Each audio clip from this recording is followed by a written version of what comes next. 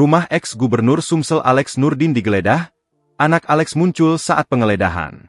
Tim penyidik Kejati Sumsel melanjutkan proses penyidikan kasus dugaan korupsi bangun guna serah pasar Cinde Palembang dengan menggeledah rumah mantan gubernur Sumsel, Alex Nurdin di Jalan Merdeka Palembang pada Kamis, 10 Juli 2025. Sebelumnya penyidik telah menggeledah rumah 3 orang tersangka yakni Rainmar Yousnaidi, Edi Hermanto, dan Harno Joyo dan menyita 1 unit mobil Pajero Sport warna putih dan dokumen terkait Pasar Cinde.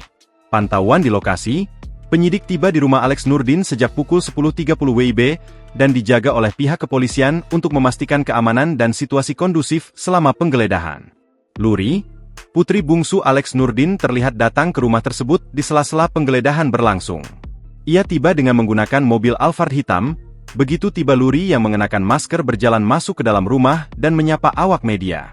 Hingga pukul 13 WIB, tim penyidik masih berada di dalam untuk mencari dokumen atau hal lain yang berkaitan dengan kasus Pasar Cinde. Download Tribun X sekarang, menghadirkan lokal menjadi Indonesia.